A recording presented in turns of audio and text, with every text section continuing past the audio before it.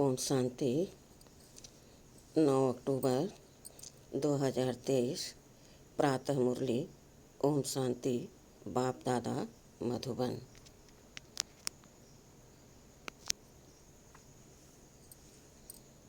मीठे बच्चे, जितना याद में रहेंगे, पवित्र बनेंगे, उतना पारलौकिक माता पिता की दुआएं मिलेंगी। दुआएं मिलने से तुम सदा सुखी बन जाएंगे। प्रश्न: बाप सभी बच्चों को कौन सी राय देकर कुकर्मों से बचाते हैं? उत्तर: बाबा राय देते, बच्चे, तुम्हारे पास जो भी धन दौलत आदि हैं, वह सब अपने पास रखो, लेकिन ट्रस्टी होकर चलो। तुम कहते आए हो, हे भगवान, यह सब कुछ आपका है। भगवान ने बच्चा दिया, धन दौलत दिया। अब भगवान कहते हैं, इन सब से बुद्धि योग निकाल, तुम ट्रस्टी होकर रहो।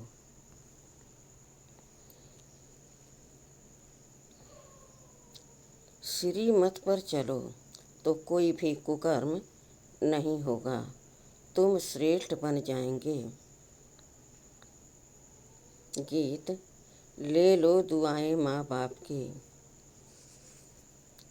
ओम शांति। जो बच्चे कहते हैं हमारा मुख नहीं चलता है, समझा नहीं सकते हैं, उन्हें सेंटर की ब्राह्मज्ञान कैसे सिखलाएं? यह शिव बाबा समझाते हैं।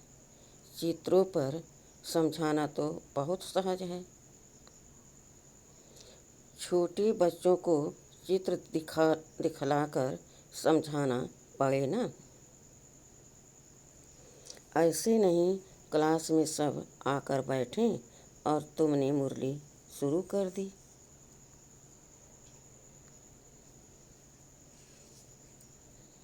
नहीं, यह तो हड्डी जिगरी बैठ समझाना चाहिए। बच्चों ने गीत तो सुना। एक है पारलौकिक माता पिता, जिसको याद करते रहते हैं। तुम माता पिता, वह है सृष्टि का रचयिता। माता पिता जरूर स्वर्ग ही रचेंगे। सतयुग में स्वर्गवासी बच्चे होते हैं। यहाँ के माता पिता खुद ही नरकवासी हैं।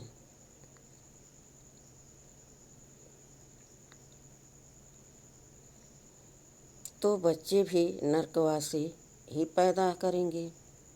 गीत में कहा, ले लो दुआएं माँ बाप की। तुम जानते हो, इस समय के माँ बाप तो दुआएं नहीं देते। स्वर्गवासी हुआ, स्वर्गवासी दुआ करते हैं, जो दुआ फिर आधा कल्प चलती है, फिर आधा कल्प बाद श्रापित हो जाते हैं। खुद भी पतित बनते तो बच्चों को भी बनाते हैं।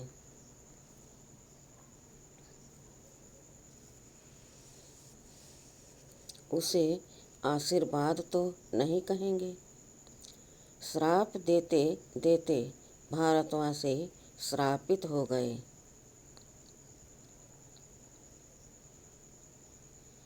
कितना दुख ही दुख है। इसलिए माता पिता को याद करते हैं। अभी वह माता पिता दुआएं कर रहे हैं।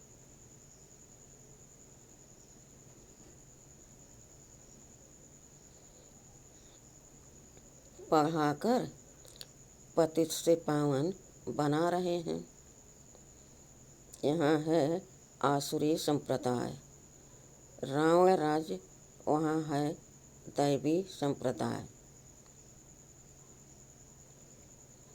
राम राज्य रावण राज्य का जन्म भी भारत में है।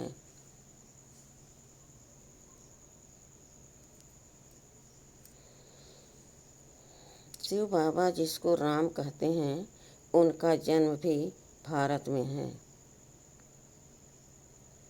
तुम जब वाम मार्ग में जाते हो तो भारत में रावण राज्य शुरू होता है।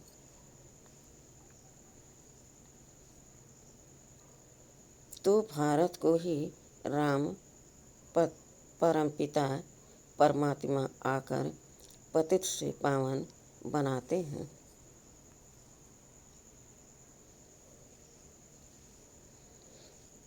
रावण आते हैं तो मनुष्य पतित बनते हैं। गाते भी हैं, राम गयो रावण गयो, जिनका बहुपरिवार।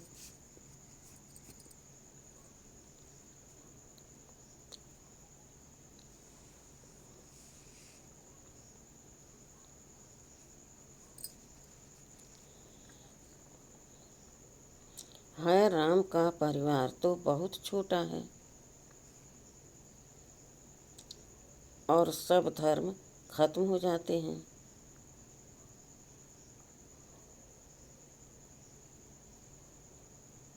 सबका विनाश हो जाता है। बाकी तुम देवी देवताएं रहेंगे। तुम अभी जो ब्राह्मण बने हो वही ट्रांसफ़र होंगे सतयुग में। तो अब तुमको माँ बाप की दुआएं मिल रही हैं। माँ बाप तुमको स्वर्ग का मालिक बनाते हैं। वहाँ तो सुख ही सुख है। इस समय कलयुग में है दुख। सभी धर्म दुखी हैं। अभी कलयुग के बाद फिर सतयुग होना है।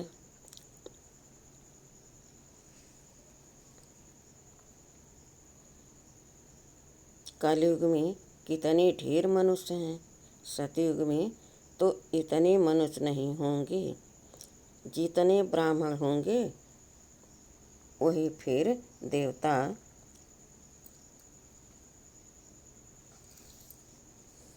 वही फिर वहाँ देवता बनेंगे।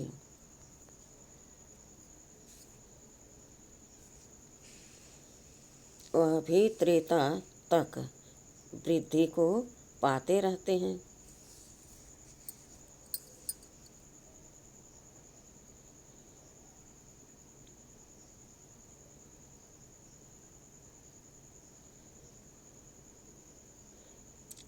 कहते हैं क्राइस्ट से 3000 वर्ष पहले सतयुग था। बरोबर क्राइस्ट और आफ्टर क्राइस्ट सतयुग में तो एक ही धर्म एक ही राज्य है। वहाँ मनुष्य भी थोड़े होंगे। सिर्फ भारत होगा और कोई धर्म नहीं होगा।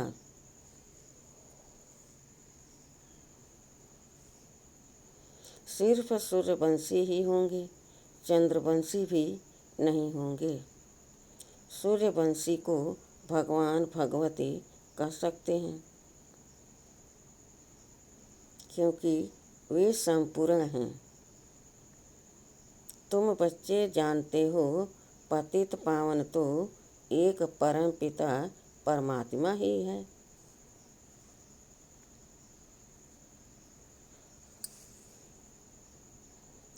चक्र के चित्र तरफ इशारा देखो। बाप ऊपर में बैठे हैं।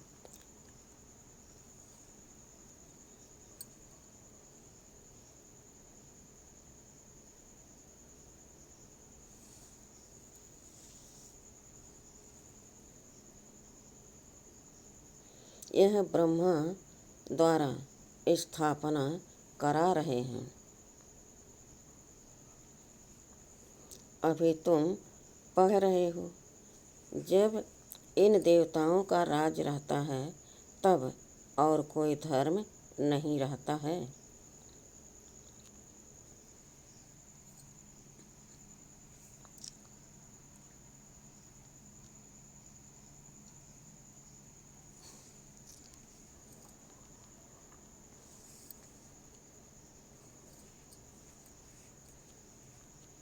फिर आधा कल्प बाद वृद्धि होती जाती है।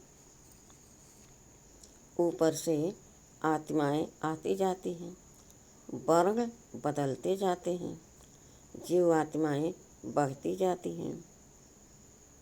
सतयुग में होंगे 9 लाख, फिर करोड़ होंगे, फिर वृद्धि को पाते जाएंगे।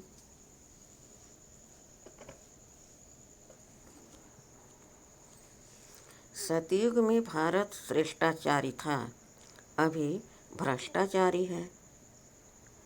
ऐसे नहीं सब धर्म वाले श्रेष्ठाचारी बन जाएंगे। कितने ढेर मनुष्य हैं।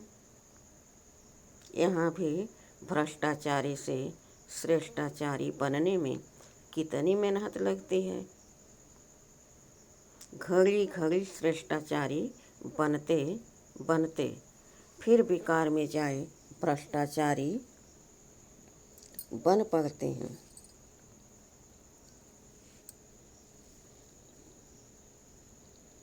बाप कहते हैं, मैं आया हूँ तुमको काले से गोरा बनाने।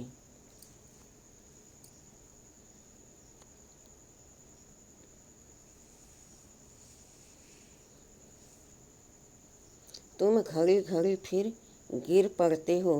बेहद का बाप तो सीधी बात बतलाते हैं।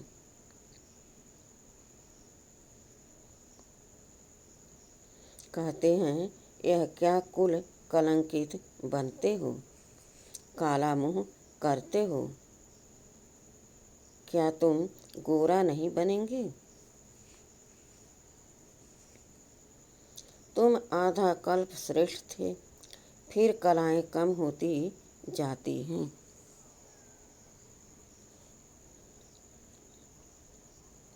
सतयुग में सिर्फ एक ही भारत था, अभी तो सब धर्म हैं। पर बाप आकर फिर सतयुगी श्रेष्ठ सृष्टि स्थापन करते हैं।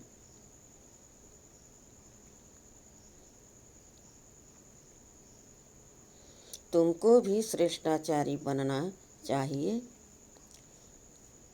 श्रेष्ठाचारी कौन आकर बनाते हैं? बाप ही, गरीब निवाज पैसे की बात नहीं।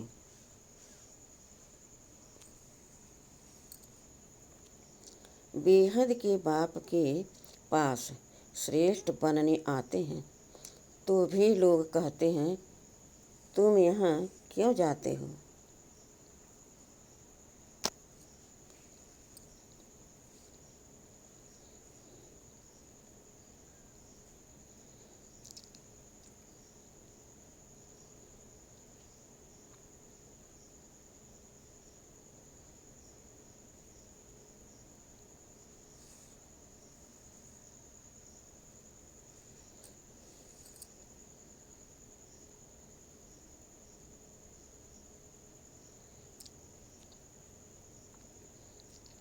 तो तुम भी लोग कहते हैं, बाप के पास श्रेष्ठ बनने आते हैं।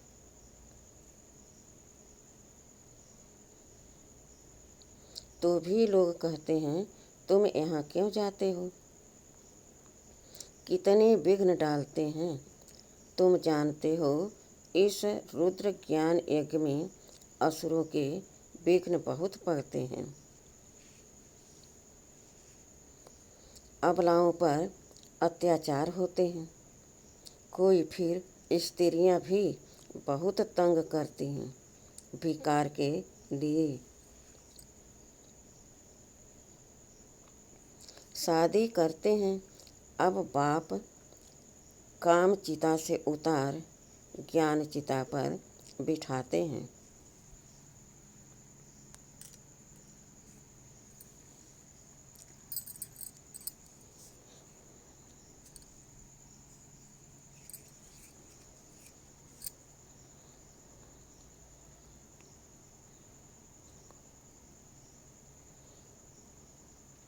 जन्म जन्मांतर का कॉन्ट्रैक्ट है। इस समय है ही रावण राज। गवर्नमेंट कितने साध माने करती है। रावण को जलाते हैं, खेल देखने जाते हैं। अब यह रावण कहाँ से आया?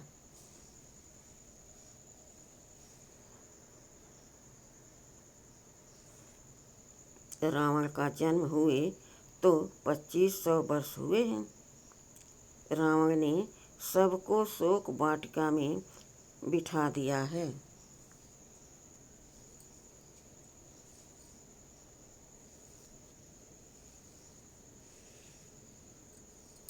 सब दुखी ही दुखी हैं। राम राज्य में सब सुखी ही सुखी होते हैं।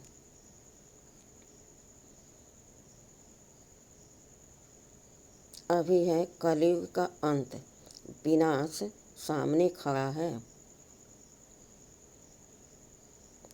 कितने करोड़ों मनुष्य मरेंगे तो जरूर लगाई लगेगी ना। सरसों मुआफिक सब पिस जाते हैं।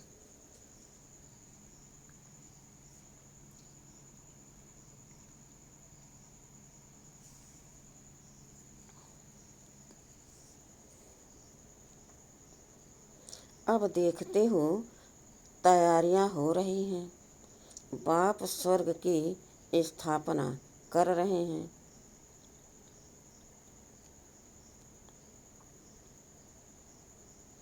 यह ज्ञान और कोई भी दे न सके। यह ज्ञान बाप ही आकर देते हैं और पतित को पावन बनाते हैं। सदगति करने वाला एक ही बाप है।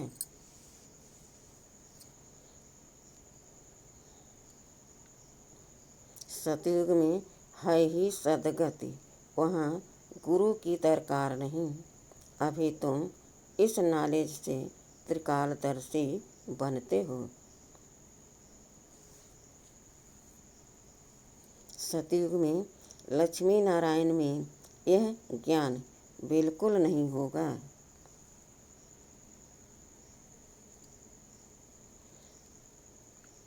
तो फिर परंपरा से यह ज्ञान कहाँ से आया?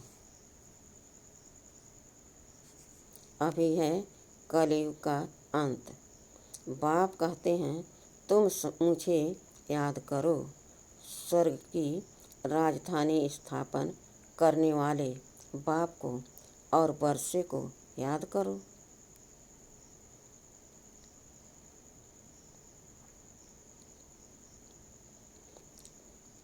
पवित्र तो जरूर रहना पड़ेगा।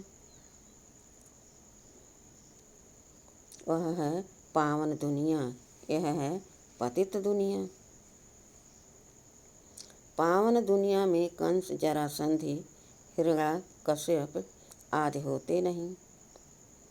कलयुग की बातों को सतयुग में ले गए हैं।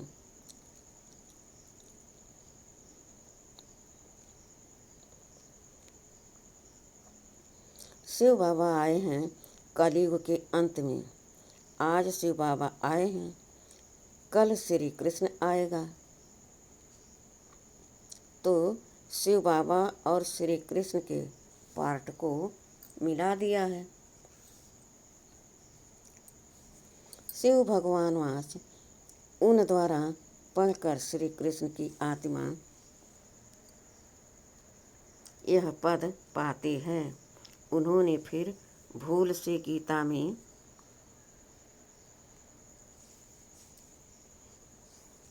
श्री कृष्ण का नाम डाल दिया है।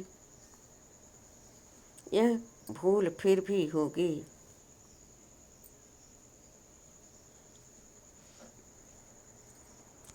मनुष्य भ्रष्टाचारी बने तब तो बाप आकर श्रेष्ठाचारी बनाए।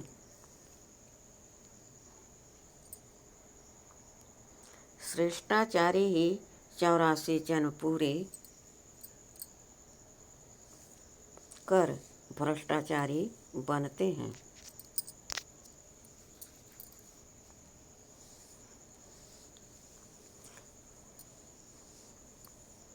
इस चक्र पर समझाना तो बहुत सहज है।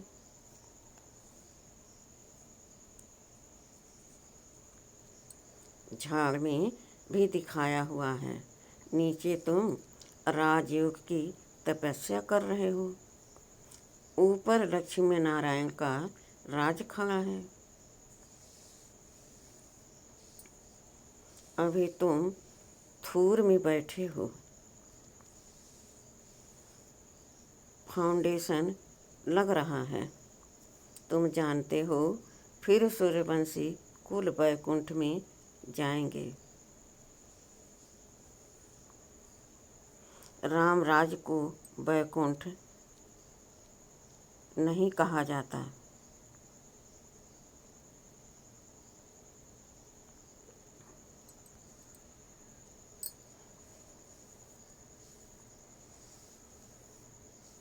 वैकुंठ श्री कृष्ण के राज को कहा जाता है।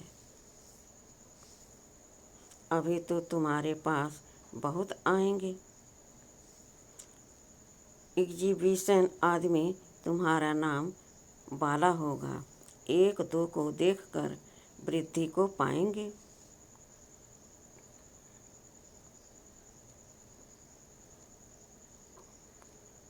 बाप आकर यह सब बातें समझाते हैं चित्रों पर। किसको समझाना बहुत सहज है। सतयुग की स्थापना भगवान ही आकर करते हैं और आते हैं पतित दुनिया में।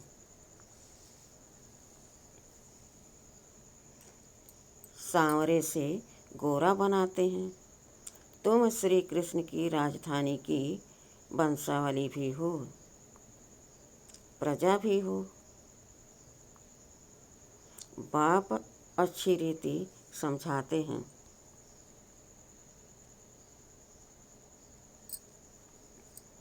निराकार शिव बाबा आत्माओं को बैठ समझाते हैं कि आप मुझे याद करो। यह है रूहानी यात्रा। हे आत्माएं, तुम अपने शांति धाम निर्वाण धाम को याद करो।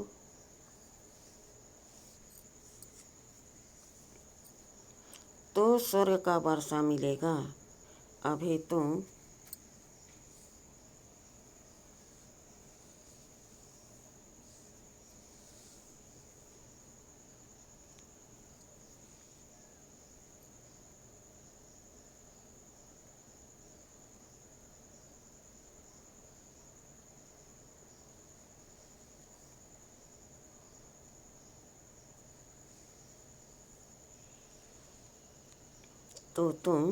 यहाँ स्वर्ग में आ जाएंगे। जो जितना याद करेंगे और पवित्र रहेंगे उतना ऊंचा पद मिलेगा। तुमको कितनी बड़ी दुआएं मिल रही हैं। धनवान भव, पुत्रवान भव, आयुष्मान भव। देवताओं की आयु बहुत बड़ी होती है। ऐसे साक्षात्कार होता है। अभी यह शरीर छोड़ जाकर बच्चा बनना है तो यह अंदर में आना चाहिए।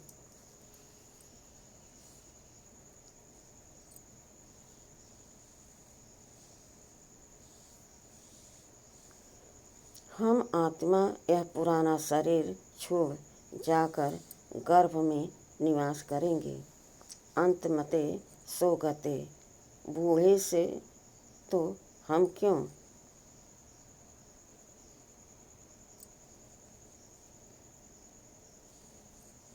बूढ़े से तो हम क्यों न बच्चा बन जाऊं।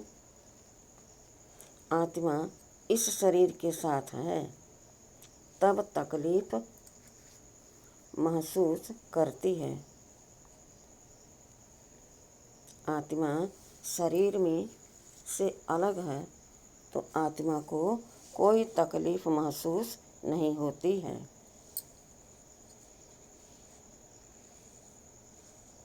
शरीर से अलग हुआ खलास। हमको अब जाना है। मूल वतन से बाबा आते हैं लेने लिए। यह दुख धाम है, अभी हम जाएंगे मुक्ति धाम। बाप कहते हैं सबको मुक्ति धाम ले जाता हूँ। जो भी धर्म वाले हैं सबको मुक्ति धाम जाना है।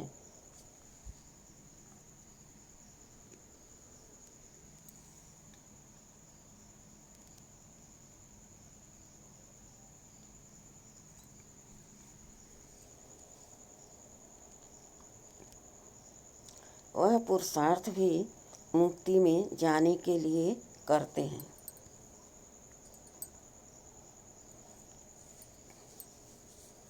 बाप कहते हैं मुझे याद करो तो मेरे पास आ जाएंगे।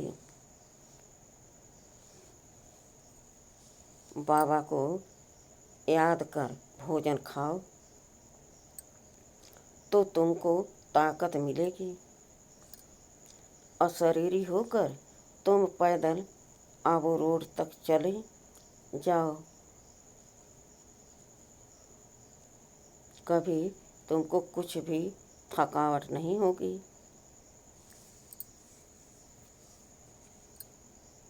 बाबा शुरू में यह प्रैक्टिस कराते थे। समझते थे हम आत्मा हैं।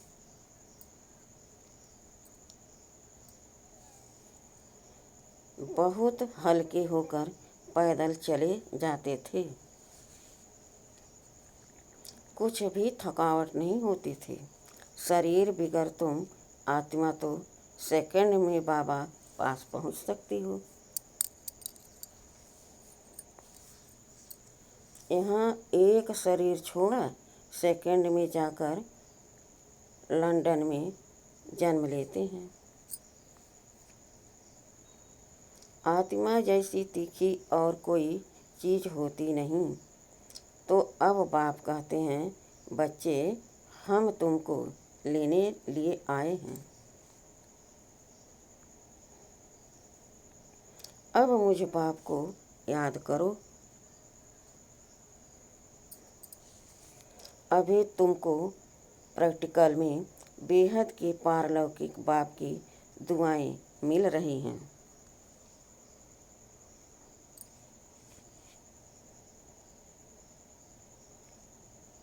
बाप बच्चों को श्रेष्ठ मत दे रहे हैं। धन दौलत आदि सब तुम अपने पास रखो, सिर्फ ट्रस्टी होकर चलो। तुम कहते भी आए हो हे भगवान यह सब कुछ आपका है।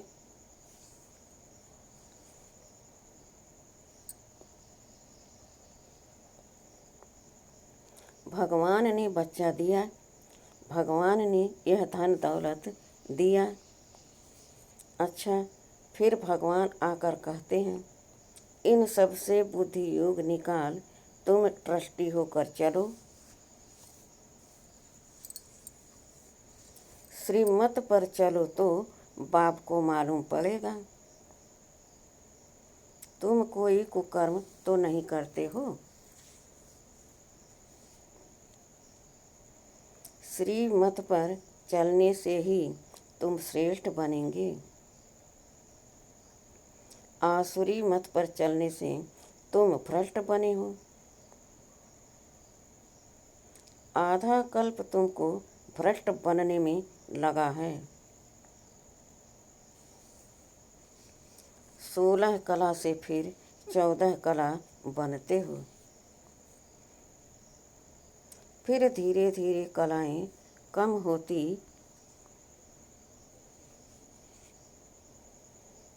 जाती हैं। तो इसमें टाइम लगता है ना। अच्छा, मीठे मीठे सिखलदे बच्चों प्रति माता पिता बाप दादा का याद प्यार और गुड मॉर्निंग। रूहानी बाप की रूहानी बच्चों को नमस्ते।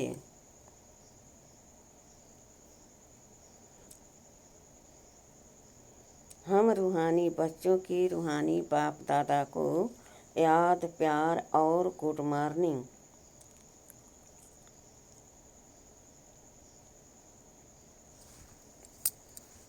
और नमस्ते नमस्ते नमस्ते। शुक्रिया बाबा शुक्रिया। वाह बाबा वाह, वाह मेरा भाग्य वाह।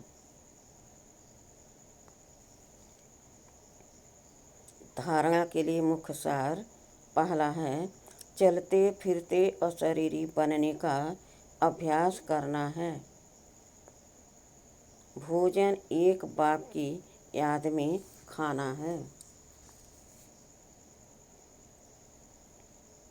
दूसरा, माता पिता की दुआएं लेनी है। ट्रस्टी होकर रहना है। कोई भी कुकर्म नहीं करना है।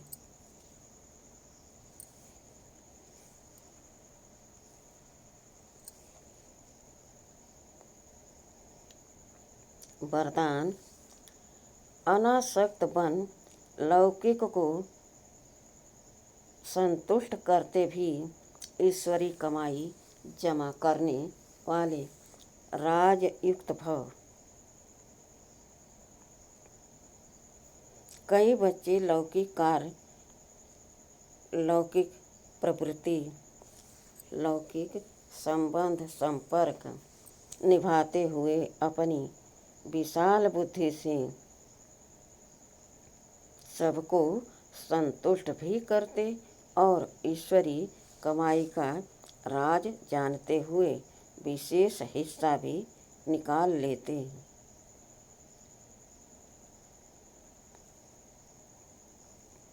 ऐसे एक नामी और एकानामी वाले अनासक्त बच्चे हैं